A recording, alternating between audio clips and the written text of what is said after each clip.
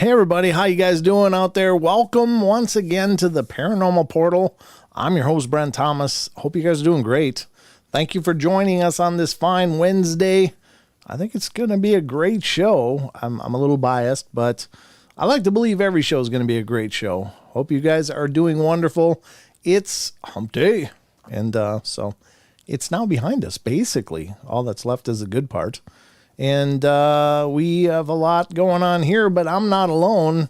I'm not sitting here alone, folks. Nope. I am joined by the big toe himself, my right-hand man, my good friend and co-host, Mr. Don Longbeard. Hump day. Hump day. Hump day. My microphone's not on. Why don't you? Thank you. It's hump day. Holy levels. I know.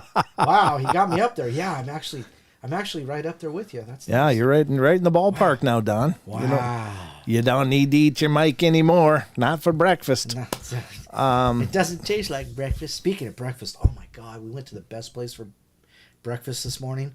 Oh, it was so good. Okay. I have pictures. It was so good. Oh my God. Yeah. Jeez, Don. Did you Instagram it while you're at it? No, I was okay. just I was teasing somebody. I was like, look what I got. Oof. Even musically you said that. Yes. Well, yeah. Because I sent her videos of it. Oh, nice. Well, she's mad at me now. Way to rub it all the way in. Oh, That's yeah. okay though. That's all right. Took a video of myself walking out, going, they had to roll me out of this place. You don't want to eat here. It's horrible. I was like, oh, that place is so awesome. Okay. Well, let's get on with the show. We've got a lot of things cooking here tonight. Obviously, I don't know what we're going to do for questions of the week. I didn't look at that. Let me take a peek and see if we got a few more responses.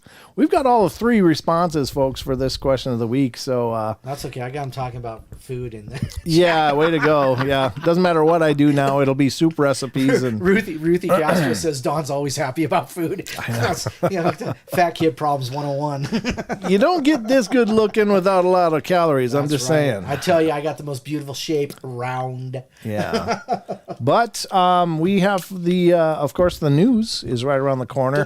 We're going to get to the question of the week. Hopefully we get more than 3 answers, but that's all we got. That's what we'll cook with. That doesn't matter to me. He said cook with. Did you notice that? It's obviously bouncing around in the vacuum of my head now, food. But we'll also get to some cryptid corner later and some other weirdness that we'll figure out as we go.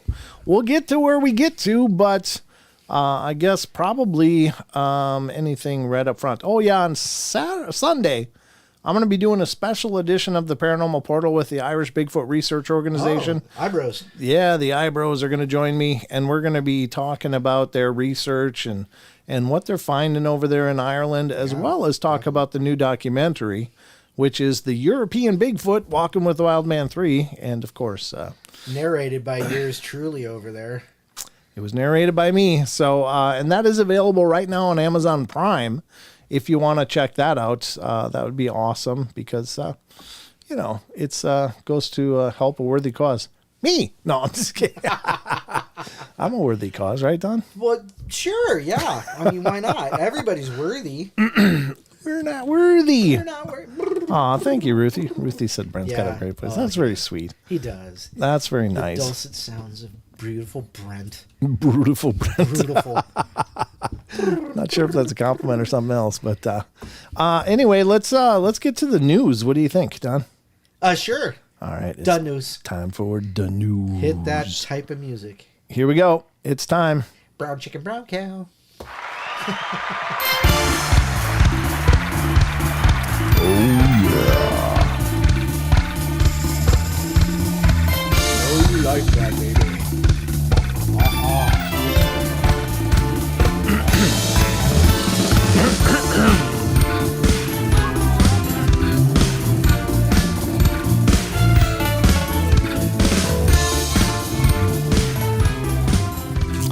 All right. John Stevenson says the only news I trust. Wow.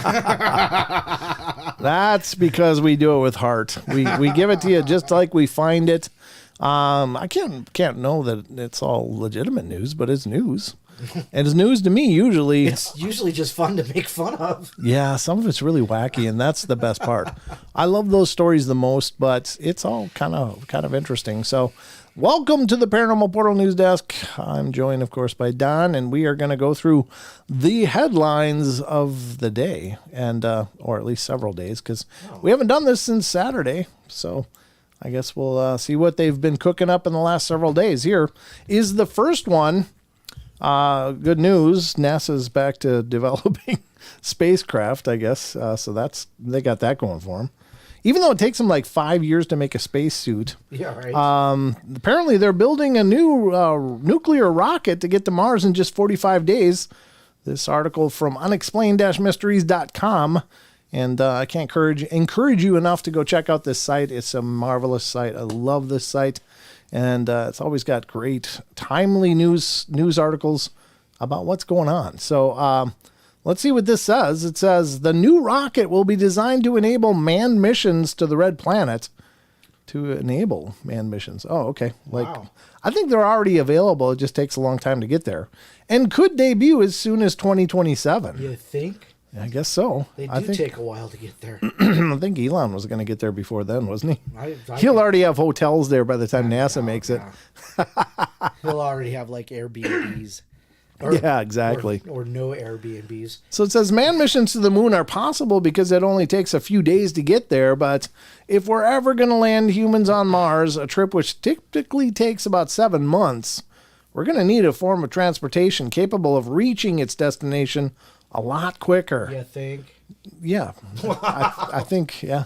Now NASA, in collaboration with DARPA, has announced its solution to the problem, a new type of rocket equipped with a nuclear thermal engine capable of getting to Mars in just a matter of weeks. Wow, that's a lot faster. Yeah. Introduced by NASA Administrator Bill Nelson during a presentation yesterday, the new endeavor will aim to develop and demonstrate advanced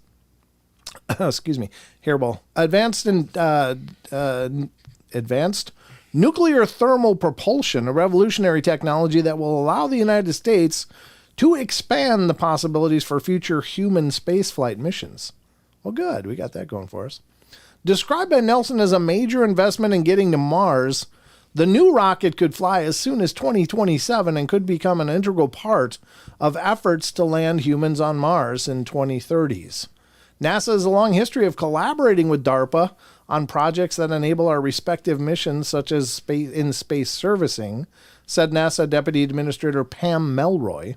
Expanding our partnership to nuclear propulsion will help drive toward NASA's goal to send humans to Mars. Well, there you go. I think that's encouraging.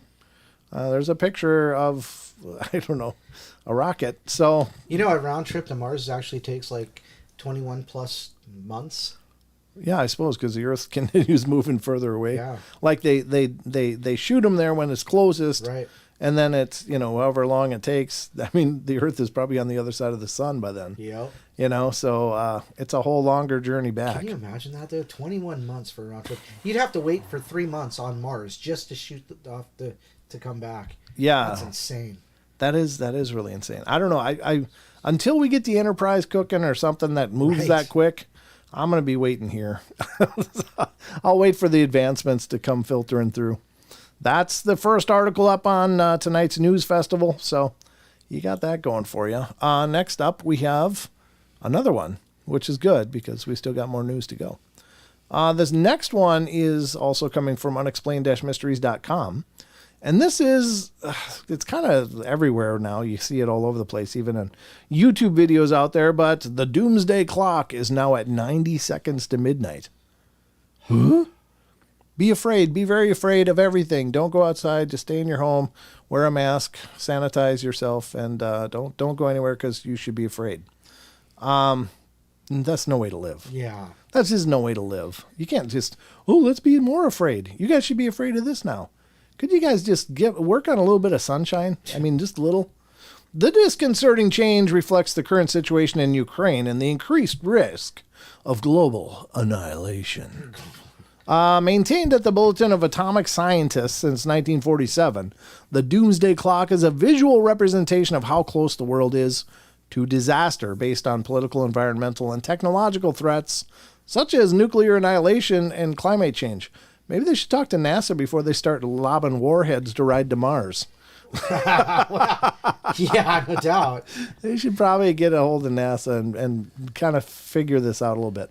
For several years, the hands of the clock had remained at 100 seconds to midnight. But now, following Russia's invasion of the Ukraine and Putin's threats of nuclear reprisal, the time on the symbolic clock has been changed to a mere 90 seconds to midnight, the closest it has ever been. No kidding. What? Huh? Russia's war on the Ukraine has raised profound questions about the state's eroding norms of international conduct and the underpinned successful responses to a variety of global risks, an official statement accompanying the decision read.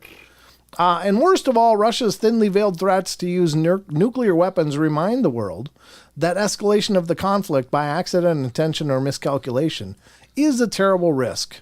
The possibility of accidental damage to a nuclear power station, which could result in the repeat of the Chernobyl incident or worse, has also been highlighted as a factor in the decision. The possibility that the conflict could spin out of anyone's control remains high. When they did it in like a press briefing, they even covered it. Look, here's our doomsday clock. We're going to cover it so you don't know until we unveil it. This is not a ribbon cutting ceremony, folks. Whatever. I don't know. As long as idiots are in charge of the world, we're always going to be teetering on the edge of extinction. That's just the way it goes. And not like I'm a smart guy and could do better, but I know that the people in charge now are not doing a good job. I don't want to. Okay. All right. Then don't err on the side of caution here. But let's go to the next one. This is another article up. And this is kind of a concerning one. I don't know what this means, but... What? Yeah. Did you hear about this? No, huh? Yeah, I heard this. Actually, a couple days ago, I saw this one. Not at this exact source, but I saw it on another source. And this is... Hey, expand that. Make that full screen because it's still looking down on the screen. I haven't even switched over yet. Well, not yet, but when you don't make it big like that, it pushes it this way. So you can only read half of it. Oh, okay. Gotcha. All right. Well, here it is. Does that look better? That looks much better. Okay. We'll just go full screen on these. The Earth's core stopped spinning and may now be in reverse. Huh? I don't know what that means. An intriguing geological phenomenon at the center of our planet could help to explain a number of long-standing mysteries. In 2003, science fiction disaster movie The Core, the discovery that the Earth's core had stopped spinning prompts a team of experts to venture to the center of the planet in a special ship to use thermonuclear bombs to restart the rotation and save the whole world from certain doom. What? Now, that's just a movie, though, just for the record. Now, according to new real-life study, the Earth's core may have actually stopped spinning for real, but fear not, because unlike in the movie, this doesn't mean the whole world is doomed. Instead, this brief pause is part of a periodic cycle which sees the direction of the inner core's rotation flip every 60 to 70 years or so. Oh. 60 to 70 years? Yeah. Only? Yeah, I guess so. Huh. A phenomenon which might help to explain a number of ongoing climate and geological mysteries that have stumped scientists for decades. Differential rotation of the Earth's inner core relative to the mantle is thought to occur under the effects of the geodynamo, on-core dynamics, and gravitational core mantle coupling. What the hell does any of that mean? I don't know. Get the flux capacitor. Wrote study authors Yi Yang and Xiaodong Song of Peking University. It sounded like a duck. If it looks like a duck. Okay. The rotation has been inferred from temporal changes between the repeated seismic waves that should traverse the same path through the inner core. Here we analyze the repeated seismic waves from the early 90s and show that of all of the paths that previously showed significant temporal changes have exhibited little change over the past decade. This globally consistent pattern suggests the inner core rotation has recently paused. We compared this recent pattern to the Alaskan seismic records of South Sandwich Islands, doublets going back to 1964, and it seems to be associated with a gradual turning back of the inner core as part of an approximately 7-decade oscillation with another turning point in the early 70s. Oh. Wow. I've almost got a headache from reading that. So I was born and then the Earth stopped spinning. Done, you're a black hole. Wow. I don't want to comment any further on that for the sake of remaining monetized. We'll just leave that lay. But I don't know. I guess it's, I always wonder if that has some indication or effect on the whole polar shifts. Shifts, yeah. And the magnetic shifts. Well, and you got to think of the precession as well, the shaking of the poles, the precession, Yeah. And so, I imagine it's like, you remember those what are they called? Geo spinners, the thing, gyros, yeah, whatever. You got to think, at some point, it's got to unwind.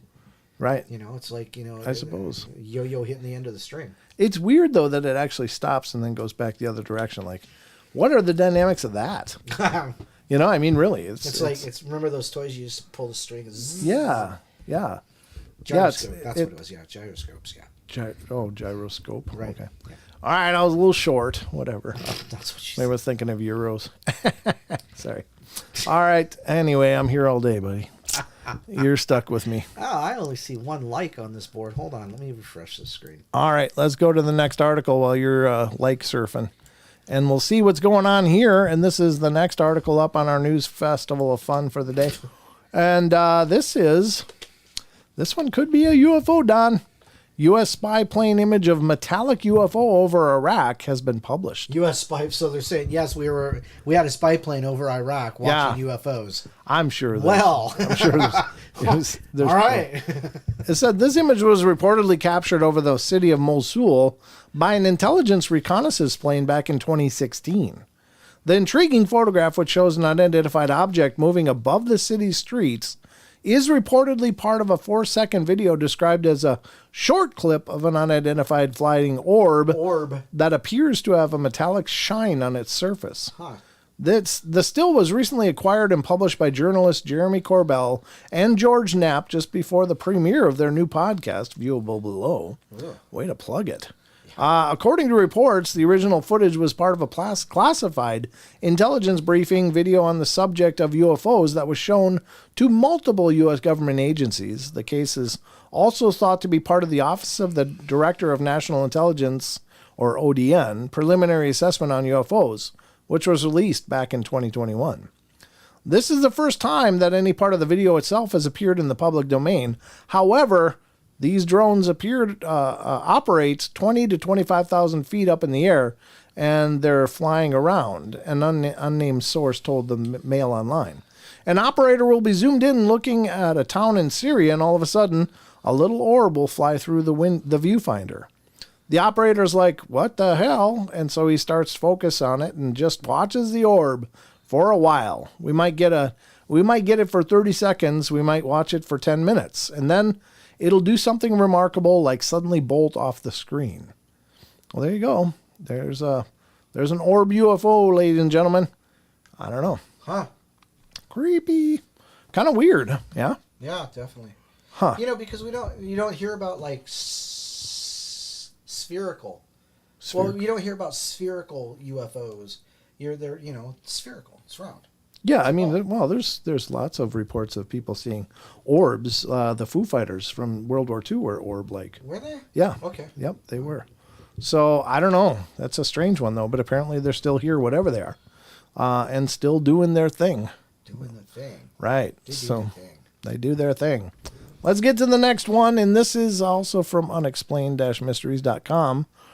This one's kind of interesting. And I actually saw this also posted on Wes's blog on SasquatchChronicles.com, but since I already had the article up, we'll just read it here. And unexplained-mysteries.com reports scientists have found a way to steer lightning using lasers. Wow. Ooh. Do you think, if that's the case, then could you steer it to some battery to store it if you had the capacity? Can you, turn it into a dew? A what? A dew? What does that mean? Hairdo or Mountain Dew or what do we do? A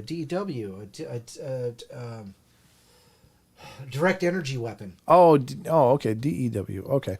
Yeah, I don't know. Maybe if you happen to be in a thunderstorm, you can just start aiming lasers around and cause a lot of problems. I wonder what you... I'm Thor. Oh, shit. I'm Thor too, but that's because I didn't take my medicine this morning. Jeez. All right. A new study has demonstrated the possibility of using laser beams to redirect the path of a lightning strikes. Lightning might look beautiful, but every year it kills thousands of people and does huge amounts of damage to buildings and infrastructure and causes power outages. No way. The only protection we have is lightning rods, which were invented 300 years ago, and they only protect a small area. The cost of damage from lightning source strikes to buildings is hard to determine globally, but insurance company payouts to cover repairs to homes, businesses were roughly $2 billion in 2020. And in the U.S., insurance data from the U.K. suggests the costs covering lightning strikes are increasing. The problem is it's only likely to get worse as the climate crisis, be more afraid, Don, Oh, yeah. is driving a surge in wildfires worldwide. Damn cows. It's flatulating cows, which increase lightning strikes. A study from 2014 suggests the number of strikes increases by 12% for every degree Celsius of global warming. Oh, my gosh. Yeah, well, this is a lot of long stuff. I thought it was called climate change, global climate change now. Now it's global warming again? It's warming, cooling, change. I don't know what it is. On the Earth stops spinning. The core is now just a molten ball of marble. Yes, that's true. Or at least it was. It looks like it started spinning again. So, in the other direction. I wonder if that backs up time. Then are we going in? Are we going in reverse now? Benjamin Button. Yeah, exactly. We're gonna age backwards down. That'd be all right, wouldn't it? Not really, because I don't want to go any farther than say like 32. 32 was your golden number. Yeah. Okay. I'm not sure where mine was. I don't think I've hit it yet. I don't think I've got there yet, but well, that's good. That means you have something to look forward to. It does. Yep. That's true. It does. All right, so that's all we're going to read on that article because there's a lot more science involved. And I don't want to try to pronounce a lot of big syllable words. So we're going to go to the next one, which is also from Unexplained-Mystery. This one is coming from a mathematician who's, I guess he sorted out what Nessie isn't, at least. At least he figured out what it isn't. But now what it is, we don't know. All right, Loch Ness Monster is not a giant eel, mathematician claims. This is from January 23rd. The mouth says it's not an eel. It's not an eel. It's a sea monster. One expert has called into question the theory that the Loch Ness Monster is actually a type of giant eel. Back in 2019, New Zealand geneticist Professor Neil Gemmell, I'm not sure how to pronounce that, revealed the results of a biological study which involved analyzing the DNA contained within 250 samples of water collected from Loch Ness to determine exactly what type of animals are living there. Part of the study involved in investigating the validity of various monsters hypotheses, such as whether or not the infamous creature could be a prehistoric reptile, a sturgeon, or a giant catfish. In the end, the study findings indicated that the most likely candidate for the Loch Ness Monster was a giant eel. A plausible explanation given that there have been sightings of large eels in the loch, but how large would an eel need to be in order to be mistaken for a monster? Pretty freaking huge.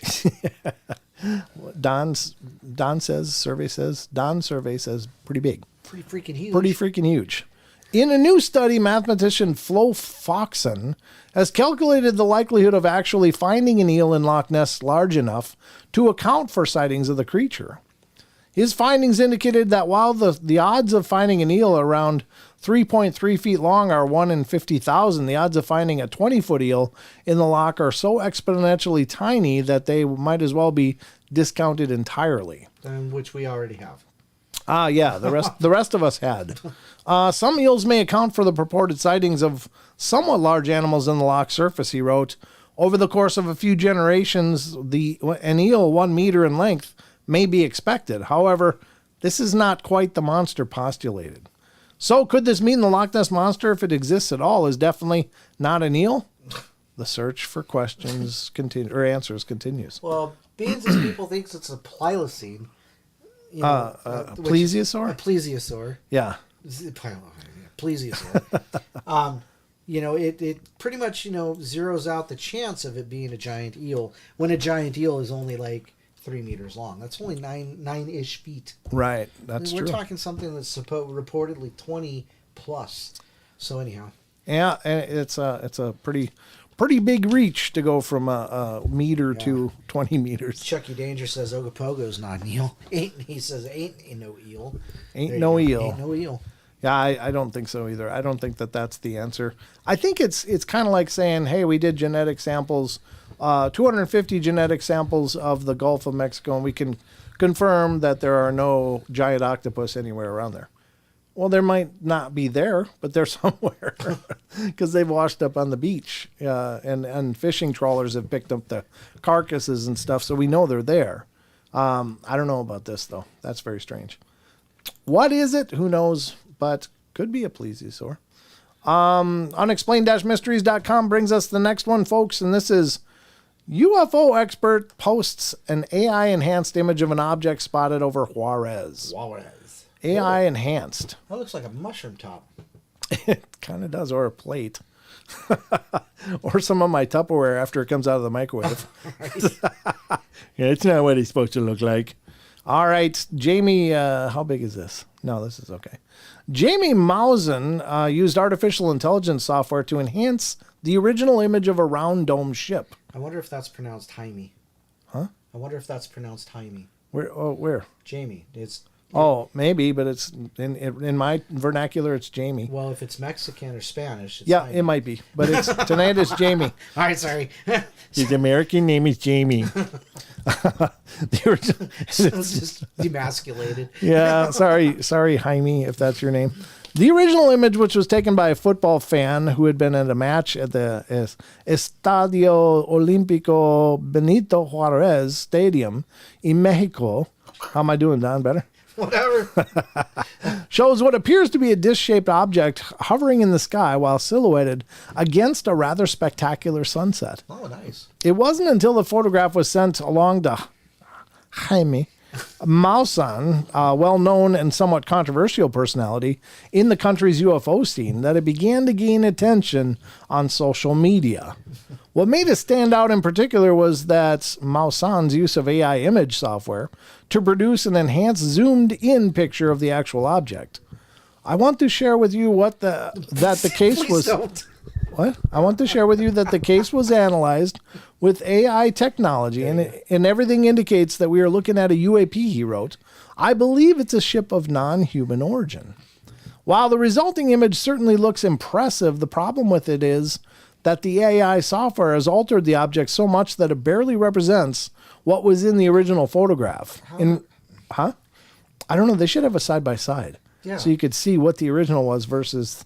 I mean, yeah, they're right. Anytime an image is altered, it becomes different. It's altered. Yeah. In reality, the object might not have looked anything like this at all. As for what the original image shows, the jury's still out on that one. Is it here? Oh, yeah. Well, yeah, that but I don't think it's too far from that. I think that's a fair facsimile, right? Yeah.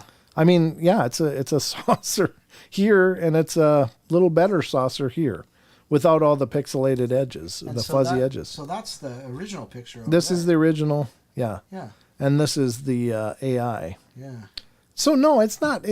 I don't think they need to be busting this guy's hump about this. No. It's like, whatever. I mean, Yeah, leave Jaime's hump alone. leave Jaime's balls alone. Quit busting his chops, huh? Yeah, I don't think it's a misrepresentation of it.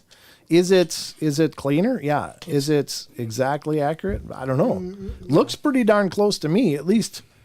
I mean, this is a potato camera picture right here. Right. Because it's just a very small image in the overall picture of this huge sun. And the other part is that this much light coming into the aperture on any camera without a filter is not good. And so it could produce artifacts just because pixels may not be able to handle that much.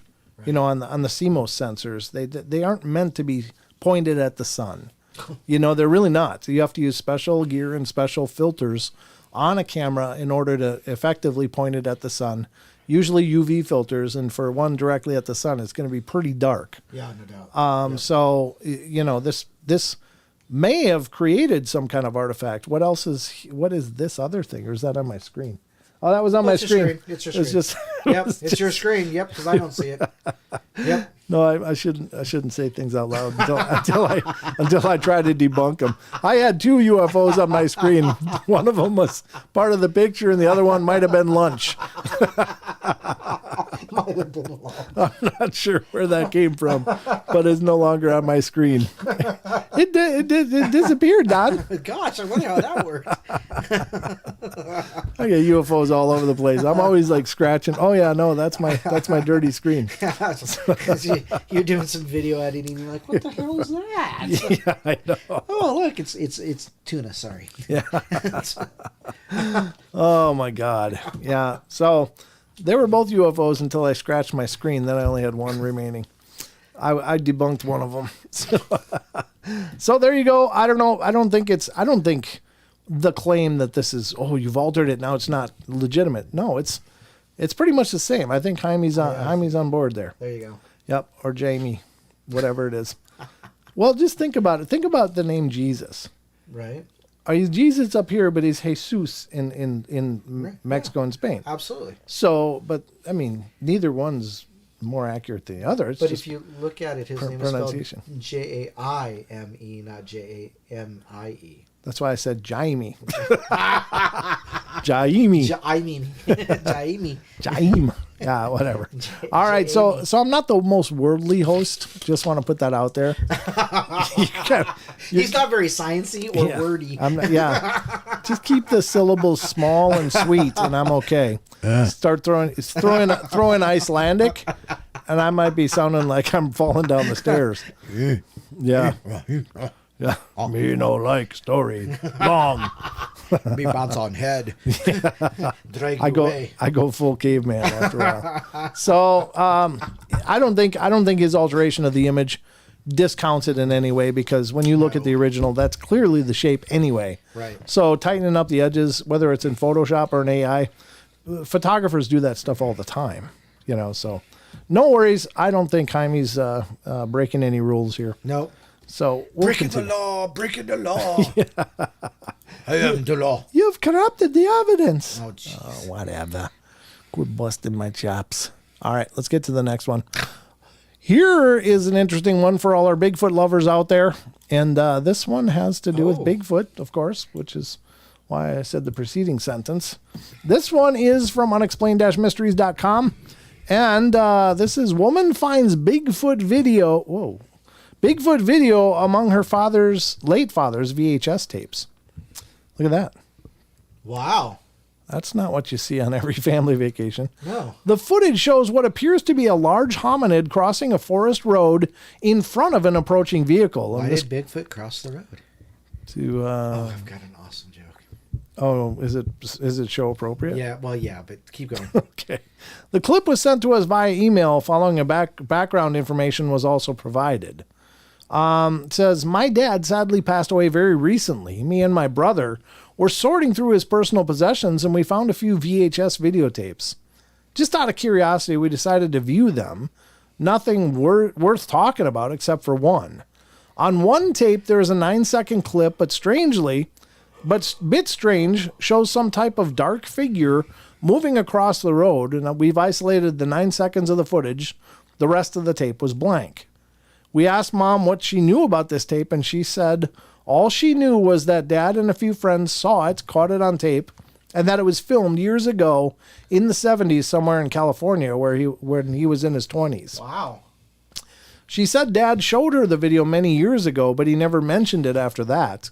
She said he described it as a large Bigfoot-type creature covered in dark hair, and that it didn't look human. He said the thing went behind a tree, vanished into thin air, and was gone. We never saw it again after it vanished, and that's all she could tell us. Pretty strange, if you ask me. Wow.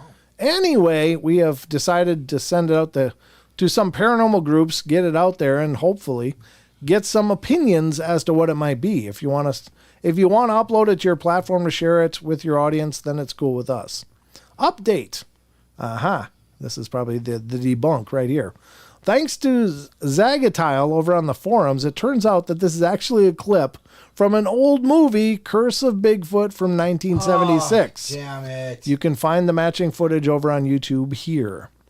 Yep, it's just another one of these idiots. And they're so bent on doing this. That's so unfortunate. Now, I do believe that probably the next Patterson-Gimlin film will be from a dash cam. I think because road crossings are one of the most common type of sightings out there, is that they just seem to cross the road in front of vehicles for some unknown reason. Counting coup or just to be brave or whatever. I don't know. But that's really unfortunate. Yep, that sucks. That does suck. And I'm glad that they exposed it. I hope they publish who sent it and put that out there, because that's just garbage. Garbage human beings looking for a rise. That's unfortunate, but I'm glad it got exposed right away. So good job on the forums, whoever you are. That was awesome. I got another one here for the news that comes from a source we don't often use on the news, but it was so cool I had to do it. And this is actually a video that we won't have an opportunity to watch necessarily, because it is a national or a Discovery Channel video. But I wanted to share the meat of it, and this is from Sasquatch Chronicles blog. What? Yeah. Seriously? It says baboons kidnap and raise feral dogs as pets. Kidnapped pups grow up with a baboon family, feeding with them, migrating with them, and sleeping with them. The baboons groom and play with the dogs, which shows that they have accepted as family members, since the baboons only groom family members. Wow. So I don't know about you, but the idea that baboons are, first of all, taking feral dogs, but then they're raising them. I mean, that to me almost sounds like an evolutionary leap forward. I mean, it really does, right? Because they're keeping pets. You know? Yeah. Is it just me, or that's just straight crazy? I would have never thought it. Right. That's what I was thinking too. I'm going to put a link to this from the Sasquatch Chronicles blog into the chat. You guys can check it out. It's just a small clip, but it's really impressive. Planet of the Apes. Yeah. Whoa, slow down there. Well, I'm just telling you, the fact that, you know, some chimps use tools. Now baboons are raising dogs. Are they going to start knitting quilts pretty quick, or what's going on, dude? I mean, really, it's really something that, you know, when you look at the video and you watch it, you see these baboons and these little ones, and apparently they use them to help to defend the tribe. Well, I can imagine that. Yeah. And that's actually brilliant. I mean, I don't know if they observe that behavior enough and they went, hey, we should get dogs too, because people have dogs, you know? Maybe they've observed that and went, you know, we should have our own dogs. And to realize that was valuable to the survival of the pack. The making of Dog Man. Oh, that's horrible in so many ways. Yeah. Oh, gosh. Mommy, where did Dog Man come from? Oh, you see, son, it comes from baboons. It was a green baboon with monkeypox. Yeah. But that is creepy. That's it's a surprising, and apparently had never been observed before until more recently. So well, you know, what is it? The bonobos. Bonobo Make fire. They know how to use matches and lighters and stuff. Yeah, they know they can mimic that and do that. Yeah, I mean, are we watching the evolution of these great apes? Yeah. I mean, what does that mean? Because as far as you know, physically, we're at a big disadvantage here. You know, baboons have those huge, like 3-4 inch canines. Yeah, no doubt. They do regularly attack people apparently, and steal babies and all kinds of craziness. They do, yeah. Yeah, I mean, baboons are kind of a scourge actually. Yeah. So I don't know. What's a group of baboons called? A scourge. They are now. Yep. So I don't know. They're keeping dogs though, and that to me is shocking. I find that just shocking. Android Paranormal says that's creepy. A dogman is described as a cross between a dog and a baboon. Yeah. There is one type of them described that way. Yeah, absolutely. Sure. Yeah. I mean, it's the beast of seven shoots look like a baboon on a big ape body. You know. So. Well, thanks, Donald. I appreciate that. They say Donald Fuller says they don't have gunpowder tech yet. Yeah, that's true. we still got a good head start on this, but I'm just saying if they're starting to catch up, you know, they're heading for hunter gatherer rather than foragers. You know, Jeez. That's pretty wild. So, whatever the case, I just thought that was incredible. So, this has been a presentation of the Paranormal Portal News. I hope you guys enjoyed it, and I hope you guys left here knowing something you didn't know when you came in, and you had a good time. We're going to get back to the rest of the show, so buckle up. We're heading back in. Brow, brow.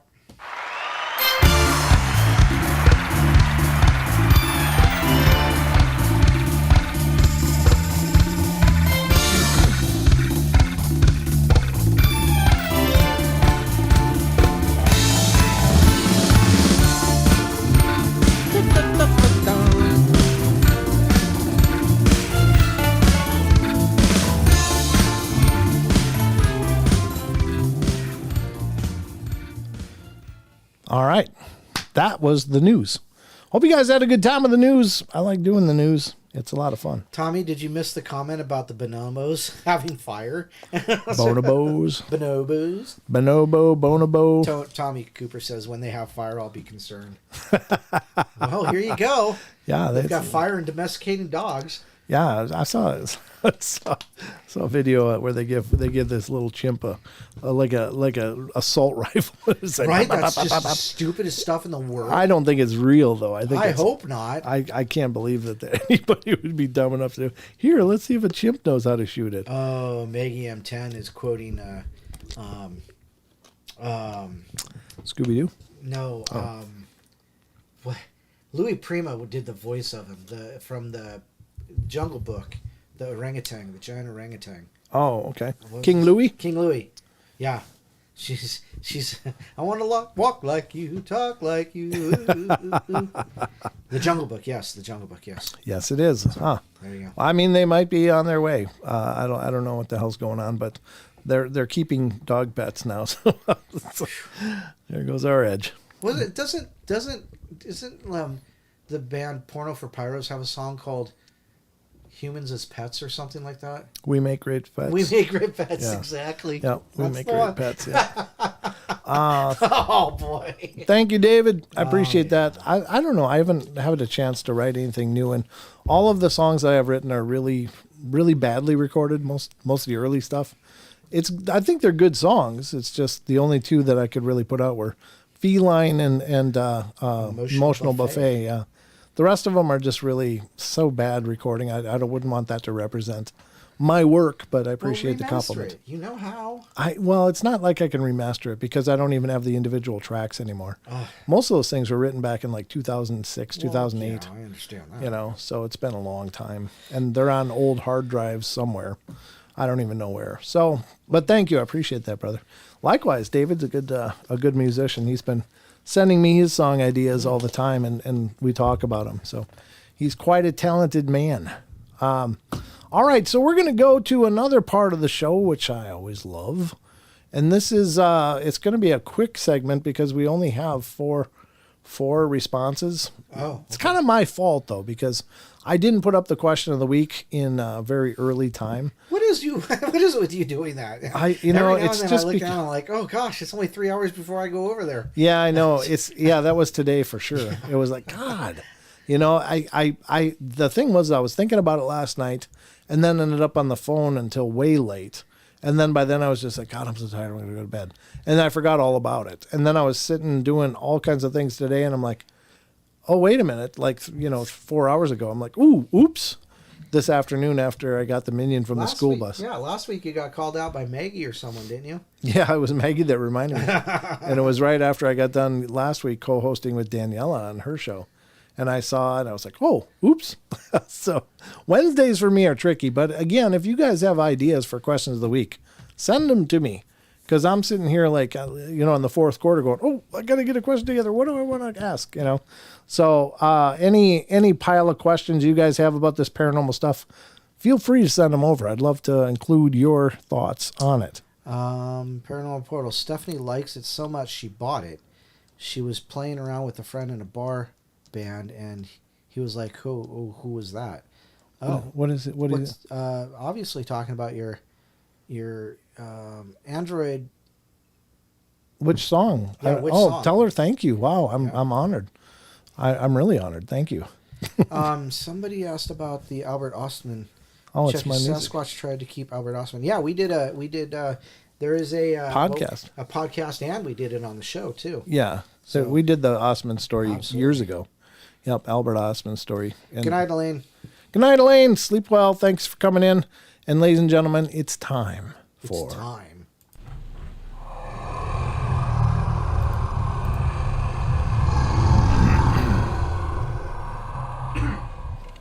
All right, it's time for the question of the week. Thank you, Android. Yeah, please thank her for me. That's really wonderful. I'm absolutely honored. And I'm honored with the reaction, too. That's really cool. I don't know. But yeah, if it's Emotional Buffet, yeah, that one was an amazing song, and I co-wrote that with a few other people. But yeah, I love that one. But all right, question of the week, folks. This is a way to bring our Discord server into the live show, kind of tie those two communities together so that we don't have these little individual Paranormal Portal things floating around out there, that there is a cohesion between it. So this is a part where we have a Discord server. Don, did you have a link? Could you put up? Oh, yeah, I can. Yeah, Don will get a link and post it in the chat. But this is our paranormal community basically on Discord, and what it is, if you like the chat room here on YouTube, it's kind of a continuation of that. At least that's what it was designed to be, where you guys can get together and continue to discuss these different phenomena. And so what I thought would be fun is to pose a question to our Discord community, a paranormal question before every live show, and then to come to the live show and go over the answers. And of course, you in the chat, if you have some kind of reaction to it or want to contribute a thought and you're not in the Discord, you can contribute in the chat as well. Just put it all in capitals or something so it's easy for us to see. But today's question of the week is coming up right now. Let's see. Let me put it up here. Okay. That is visible. This is our Discord community, folks, if you're not familiar with it. It's kind of not all visible, is it? So let me do this first. This is Discord. This is what it looks like. Here's the users. Here's the different servers are over here. Here's the topics in the server. And right now we're on question of the week there. So that gives you an idea what it looks like. It's not hard to use, but we do have a tutorial section. So if you get involved in the Discord and you want to learn how to use it, look for the tutorials, which are right here, Discord tutorials, right above the question of the week. So today's question of the week for Wednesday's show. Don, did you want to read this, or do you want me to? Oh, did you bring your glasses or not? I did not, but that's okay. Okay. Let me get back to here because Okay. I'm so far gone. Wow, I was on question of the week for last week. Culture. Okay. So, it says question of the week for Wednesday show. There are many culturally specific phenomena that people experience depending on where these experiences take place. In Japan, many have witnessed, this sounds good. I sound good tonight. Wow. In Japan, many have witnessed the female apparition with the long black hair hanging down, much like Samara from the Ring movies. And in Thailand, it's a little girl in a red dress, which warns of negative events coming. Do you think these regional phenomena indicate specific entities, or do you think the paranormal reflects expectations of the witnesses? Chucky Danger. I think regionally specific deities and entities do exist. It's hard to grasp the concept sometimes between being grounded in your own specific region. In the past, before traveling around the world and the internet, bring us together as a whole, closer together. And let me try that again. In the past, before traveling around the world and the internet bringing us a whole closer together, as a whole closer together, there's where it was going, and sharing these experiences, these entities still existed. Perhaps they've adapted to our modern culture to reflect clothing changes and cultural appropriation. Mm-hmm. Sure. I mean, because look, but The Ring was an American remake of Ringu, which was kind of the same thing. It was just the American version of that Japanese film. Okay. But it directly points right back to what it was saying about, the Samara character. Samara was ours, but theirs was Ringu and the Grudge type character. Yeah. Ozul Barina. That's a new name. I haven't seen that one.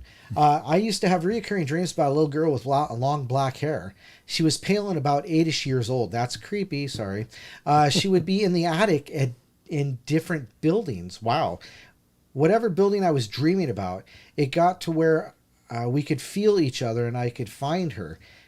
In the last dream, I was finally able to speak to her and never saw her again. I do believe that was a real spirit and not just a dream. It's hard to explain, but I just knew. I don't think these spirits are really regionally locked. I think they are ancient creatures who originated on the areas they are commonly seen in, but I also believe that as people have spread, so have they. Well, yeah, because, we bring our cultural heritage, our cultural identities with us wherever we go. Yep. So, that's, absolutely. Of course it's spread. I absolutely agree 100%. Within says, I think that many of the beings are regional, but there's probably also an equal amount of bilocate. Quantum superposition. There you go. Quantum superposition may be worth reading up about. I'm not certain about the expectations of various humans have about paranormal supernatural phenomena, but it's interesting that totally non-related people, civilizations in different parts of the world share some of the same exact folklore, myths, and legends. Yeah, that's like the purse that so many people have pointed out, in ancient Egypt and Samaria, and then over in like South America, they all carry like what seems to be like a handbag. And all these cultures also have what seemed to be an astronaut type figure, right? So when you're talking about, well, anyhow, but there you go. Yeah, absolutely, it's widespread. And they would share the same folklore because they've experienced the same things. Or at least that's my point. Sure. Android says, I don't really know much about history behind the figure beyond what Hollywood has shown and what people have faked on the internet. Well, yeah, good point. But, however, I'm sure that it's based on some sort of truth. I believe most myths likely are from a true story, but just got exaggerated more and more as they were passed down by word, like the telephone game. So there probably was a place that had an apparition of the visual description that is repeatedly seen by multiple different people. Then that created the legend of the myth. Now, every time an apparition with a woman with long black hair is seen in a region, they automatically assume it's the same one as a legend, in legend. So, yeah, that's absolutely true too. But then again, who says that ghosts or apparitions or spirits are confined to one area? Yeah. You believe, you've said many times that you believe that there are transient ghosts. Sure. That they can move to wherever they want. Like the one that walked through me that one day. Yeah. I was thinking about that the other day too. I was thinking about that Ghost Radar app. I think it's still on this computer. That was crazy. Yeah, that was crazy. We should fire it up and see if anything's floating around. Absolutely. Why not? Sure. Why not? Let me see if it's here. I haven't launched that in forever. Yeah, it's probably going to know. It's going to. We'll take a look at the Ghost Radar after the question of the week. But first thing will pop up is tacos. What? Yeah, but those are great responses, guys, and I think what you're saying makes a lot of sense. And again, this is why I love this, because you guys brought up things I'd never really considered before. But I really appreciate your insights, and that's one of the benefits of this, is that the Paranormal Portal is always first going to be a discussion. We are a discussion of ideas more than anything. Right. And that includes talking to people that have experiences, talking to people who've studied this stuff intensely, talking to all people with an interest in the subject, because, again, there's no experts. We don't know what's going on with this stuff, but Anybody with a vocal, with the ability to convey thoughts is just as valid as anyone else. Are you sure? In this case, yes. Okay. Because we just don't know. In some other cases, maybe not. But I mean, I wouldn't ask, a preschooler to build me a rocket. But, I was thinking more like politicians. oh yeah. Well, just because their mouth moved doesn't mean it's intelligent. I spake, didn't I? this is a spurkin, didn't I? This is a Jar Jar Binks. The ability to speak does not mean you're intelligent.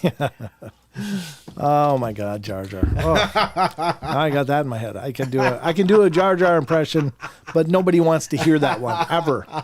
So let's wrap that up then. This has been the Discord Question of the Week segment. Again, if you wouldn't mind, become involved and watch the questions of the week. If I'm on my game, they should be up a day before the shows, but sometimes it might be a mere hours, depending on my cognitive function that day. And that's a real variable term for sure.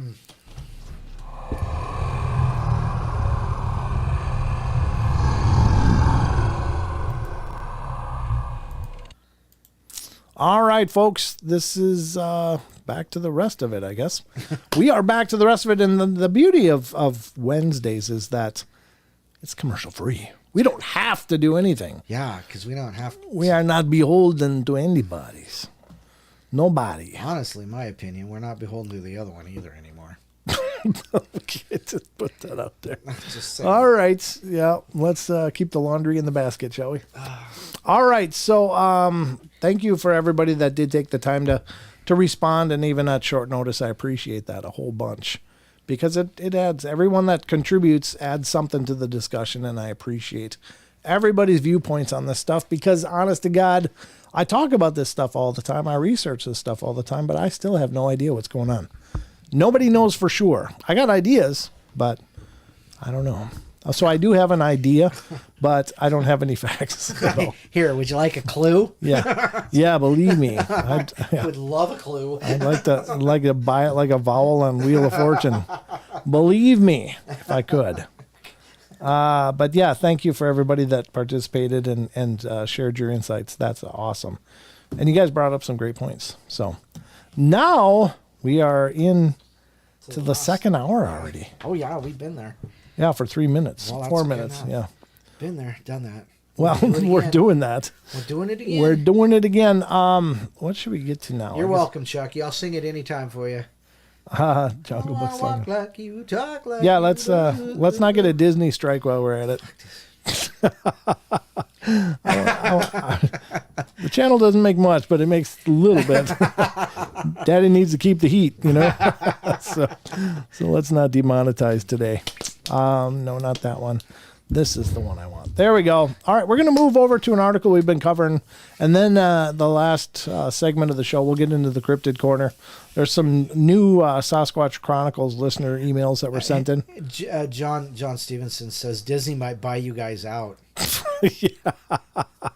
Would you sell if Disney said, I'll give you like $1 million? No, not for $1 million. No, not for $1 million? No. Nope. $1 million. I would like $1 million. I need more than that. Not because I think it's worth more than that, but it's worth more than that to me. It's the intrinsic personal value. Yeah, I mean, I'd be a rudderless ship without this thing. So if I'm going to sell it, it's going to be enough that I don't need a rudder. Screw the rudder, I'm floating where I want. I'm just drifting. They all float. I need drifting cash. They all float down there. Oh boy. Yeah. So speaking from the gutter, there's a lot of things that float down there. I'm sure. Chucky says Sasquatch with a freaking laser beam on their heads. That's awesome. Very cool. Is there any wonder I love this chat? You guys are awesome. I'm sorry if you guys say things and I don't see them all the time, but I'll try. It's best if you're trying to get my attention or Don's attention to do an @Paranormal Portal or @Aether Archives. Or type in caps. Yeah. Just for that one comment. Just for one comment, just type in caps. That makes it easier to see. They stand out. But otherwise, it's just this, flood of wonderful conversation. Yeah, Tommy says go sell it and start a new one. That's exactly what I was thinking. But You know, I mean, we'd have to have 1.5 million because I'd need compensation for giving this. That would be like a blow to my heart. I'll get you a taco or something. Your compensation. Don't say it, Don. Don't say it. All right. I'm not doing it. That hurts. Oh, you know I love you. You're a part of this as well. I was just wondering what kind of taco that'd be. I don't know. Full of cash, maybe. I don't know. It's a cash taco. We call it a wallet. Give you gas money. Get the hell out of here. Here's $5. You know, I love the portal. This is something that I've been literally and I've shared this before, but I was kind of a drifting, aimless person for years. I did a lot of different things in my life. Don't get me wrong. It's not like I've just been whittling away time with a remote, but I'm very, very proud of things I've accomplished in my life, and very. And this is one of them. This is one of those high points. But this is one of those things that I finally figured out my place, and that's what makes it so valuable to me. Is like, this is where I belong. This is my journey, and so that's why I love doing this. I love getting together with you guys. I love talking about this stuff. So, Donald Fuller says, strange thing, Disney does buy up YouTube studio channels and does nothing with them. Yeah, that'd probably. be okay though. Well, no, I mean, it was someone else. I mean, hey, there's a couple people I'd like to mention to them, by the way. Why don't you buy these guys out? Yeah. Don't you camp on these competitor sites? Yeah, there you go. No, I mean, we're not competing, really. Hey, they were singing this song from Little Mermaid the other day. Yeah, no kidding. Yeah, the Disney sharks would that'd be chum in the water for sure. Oh, God, yeah. Yeah. So they'd be like, wow. Hey, Brown That's Dwarf. a great idea. Yeah. Well, then they'll just take it from us. They won't even pay it. That's good, Rachel. That's good. Or we could call it the occult peephole. That sounds like an adult film or something. I don't know what's going on here. Our portalians or portal people would turn into peepers. Cheers to you, Brown Dwarf. Good to see you, brother. Welcome to all of our peepers. Yeah, that sounds pretty voyeuristic, doesn't it? That's not very creepy at all. All right, so we're going to get to an article from. Actually, it's one of those Reddit scrape articles. We've been going through it for a while, at least one show. But it's called myhealthgazette.com, which is not what this site is about. But they did a paranormal encounters stories. Is that PP Head Inc? No, it's P Head Inc. It's a new name in the chat. Oh yeah, let's stop brainstorming new names. Well, no, that's what it is. It says P Head Inc. I just read it wrong. P Head Inc. Yeah. What is that? What are we talking about? I don't understand. New shows? No, that's the name of the chatter. Oh, the chatter. His name's P Head. Like I thought you were still thinking of new show names. No. And I was like, wait, we're not. This is Paranormal Portal. We got one. Portal. So I didn't know what the hell was going on. Good to see you, P-Head Inc. That is you. I got you. I didn't see the name pop up, so that's a brand new name to me. And I'm like, what the hell's P-Head? What are we talking about?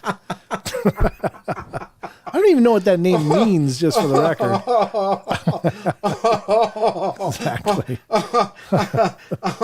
Well, it does make people laugh. I can believe that. So yeah, the P-Head Portal.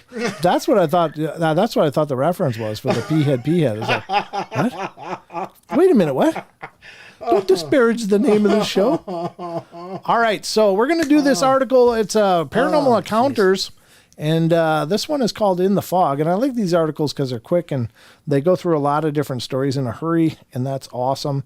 And they give us fodder to talk about. So real quick, P-Head Inc. says it's based on my kids. My daughter died from cancer. Aww. Well, that's we, all joking aside, we're just having fun. Yeah. We're sorry to hear that. That's, not...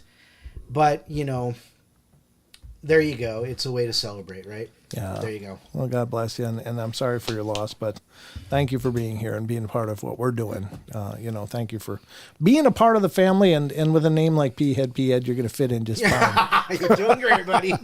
You've now found your people. We don't have a real high bar around here, in case you didn't notice.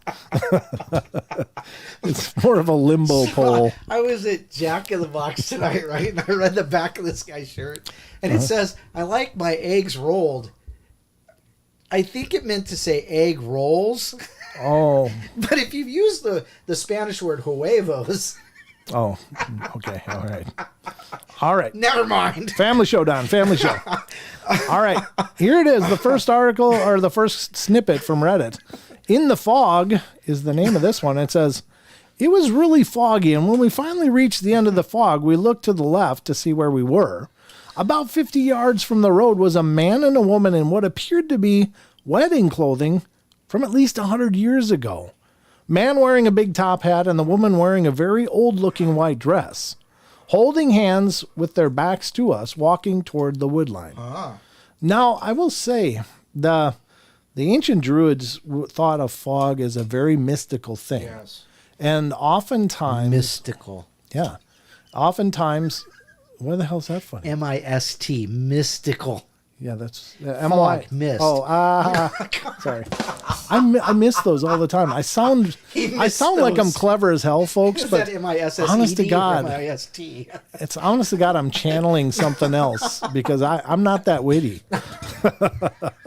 So anyway, but I will say about fog is that there are actually rituals that were designed to be done in the fog, and then one of them is a gateway ritual that you can endeavor to create a portal to the next world, and you can go there. But one of the rules is you can't touch anything, you can't take anything, and you have to get out before the fog lifts. Right. Yeah. If not, you'll be trapped forever. So it doesn't surprise me that fog really is maybe in a sense magical, but I don't know what it is. Is it something to do with water? Water is often a key element of spiritual presence, and a lot of people believe water is a key element in places being haunted, like underground streams, rivers, or streams and rivers going near a property can amplify the amount of paranormal activity that it experiences. Also, quartz is a big element in those. Quartz and limestone, Yeah, well, limestone has a lot of quartz in it. Well, So, as does granite. But I think it's incredibly intriguing to me that fog is so often reported as a part, and it has even become part of our Hollywoodization of the paranormal. I mean, foggy night. That's something spooky is about to happen. Well, yeah, it's kind of creepy. Yeah. So, there you go. The next one up is the Invisible Man. When I was 2, I used to tell my parents about an invisible man who lived in our house and was from Cincinnati. He'd taken out his wife there and had taken out his son in our house, whom I also talked to. I also knew the jail that he went to, etc. Keep in mind, I'd never heard of Cincinnati before this. We researched it years later and found out that he was a real person. Oof. Yikes. That's kind of creepy, right? Another case of children being able to see and talk to people that we can't observe as adults. That's pretty powerful, right? Excuse me. We lived in our house. Man who lived in our house. You weren't listening, were you, Don? Well, no, I was. Yeah. I'm just trying to figure out where she lived. She lived in the house too, and there was apparently a history in this house. Son in our house. Oh, okay, gotcha. Yep. That's the part I missed. Yep. So yeah, okay, now it makes sense. Yeah, I mean it's Hey, thanks for catching up, Don. Welcome to the show, Don. Gosh. Oh, you. No, that's great. I understand. I don't always pay attention either, and I'm the one reading it. I gotta be honest. Sometimes I've got through stories and like, what did I just read? What the hell was that? Yeah, exactly. What was I talking about? It happens. We all go into that natural hypnosis. So it's just part of the deal. And especially with Don's sleep schedule, it can happen at any time. All right. Next one is Flying Saucers. It says, I was 12-ish, and this is in the mid-90s. God, we're old, aren't we, Don? I know. Damn, my kid was born in the 90s. I was visiting my aunt in the countryside, chilling in the living room with my cousins, and my father rushes in. There's a flying saucer in the sky. Well, none of us believes him, so he grabs me and drags me outside. And there was a light identical to a very bright star, but moving ridiculously fast and doing some crazy movements and sharp turns. I watched it for a few minutes and got bored and went back inside. Wow. Freaking kids. Millennials. God damn. If it doesn't have batteries and a remote, they don't know what the hell to do with it. No, I'm just kidding. But that is pretty bizarre to observe that in person and be like, all right, yeah, it's a light moving. Okay, I'm done. You know, we definitely have an attention span issue in our youth. TLDR. Yeah, exactly. Yeah, when you need TLDRs, there's a problem. Next one, time loss. Fear and loathing. Yeah, right. I was driving to Las Vegas and had given myself an extra 2 hours for my flight. I remember a bright light behind me and was annoyed. Next second, I know it's an hour later and I'm 30 miles in the wrong direction. Oh. I turned around and drove back, could barely keep my eyes open, and barely had time to park and fly. It was so weird. Wow. You know, we have a friend who was driving near Las Vegas and near Area 51, and he said he just kind of blanked out and came to like 3 hours later as he was driving further down the road. So something happened in there that he has this missing time, but he doesn't know what it is. He told me that story years ago, and I was like, wow, that's pretty crazy. So, yeah, I don't know. Maybe there's something with that area, too. Next one, outside the window. My son and I saw a UFO outside his bedroom window during the day for 15 minutes. Wow. It was too far away to get a decent footage with the lame digital zoom on our phones. How convenient. But it stayed stationary above the clouds and then disappeared. It was really a windy day, too. Oh, wow. So it didn't move. It just sat there.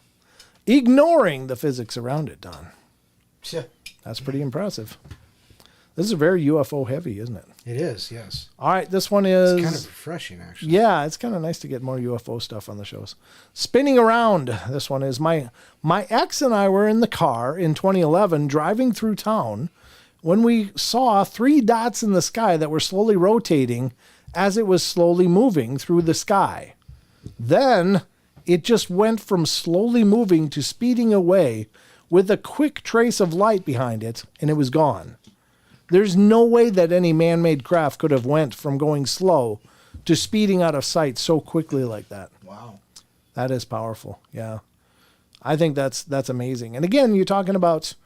It couldn't really be man-made if it's having that kind of dynamics going on. Right, because you'd be being slammed from one side to the other. Even if you were locked in a seat, though, you would have broken bones. Yeah, you'd have internal bruises, bleeding. Yeah, crushed Yep. crushed internal organs. Yep. Your brain would be gray jelly. Unless they have some kind of inertial dampener. Right. Right. Yeah. Or a subspace field. Or a flux capacitor. Flux capacitor. I don't know. Just throw that out there. That sounds good. I'll go with it, Don. It sounds It really might be good. because I have Back to the Future in my head, because I saw something from Tom Wilson, who was the guy who played Biff in the movies. Oh, right. And he was playing guitar and saying, "Stop asking me that stupid question." So anyhow, sorry. All right. Next one is Guardian Angel. This is not mythical creatures or anything, but angels.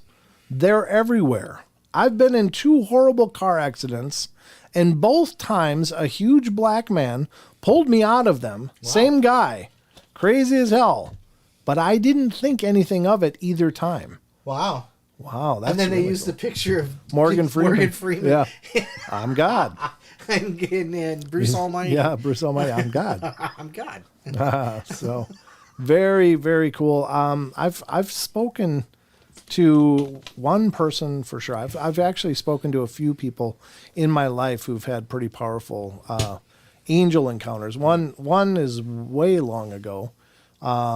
Actually, Portal Mom might even know this story. It was from a family friend who told me it wasn't her story. It was a story she had heard from a really good friend of hers. And She talked about her and her husband were driving in their car on a 2-lane road. And in the distance, they could see 2 sets of headlights coming at them in the same direction. taking up both lanes.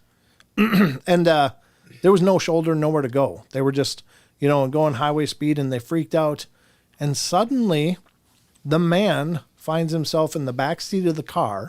Oh, yeah. Some figure is driving the car and goes into a lane that isn't there and drives over into this other lane until those two semi-trucks that were passing, one was passing the other, go by. And then they merge back in, and boom, the husband's back in the driver's seat. Jesus, take the wheel. Right. Take the wheel. That's some praying right there. And if you crash, you just got to know Jesus didn't have a car. So, he's not a good driver. Jesus no, I'm just didn't kidding. have a license. That's just a joke I thought of. That'd be kind of funny. Sorry. But no, I mean, Yeah. But I think that's very powerful. It's when absolutely. That's definitely a divine intervention of some kind. Somebody going, nope, you're not going to go like this. It's not your time. Boom. That's interesting, though. I mean, because wouldn't they just like do a Harry Potter or something? Hey, you're the brakes. Yeah. Yeah, I think that's great. I think they should show up and just drive me all over the place. Yeah, there you go. Be like driving Miss Daisy. Like, you just have your guardian angel show up and drive you all around. Who was the driver in Driving Miss Daisy? Morgan Freeman. Oh, gee. Yeah. Is that a coincidence by any chance? Well, that's what cued my mind to say Driving Miss Daisy. All right. Yeah, yeah. All right, so next one is Glowing Man. Late one night, I went for a stroll in the woods. I saw a green glowing man in a soft but high-pitched voice. He said, "Don't be afraid." Oh. Well, I ran, and of course, nobody believed me. Yeah, that doesn't usually work if you come across glowing people. Hi, I'm from Chernobyl. Hi, don't be afraid. Hey, you guys. It's like, give me back my cheesy poof. Nah, kitty. I know one kitty's living with my mama tonight. Screw you guys, I'm going home. Yeah, exactly. It's like, nope.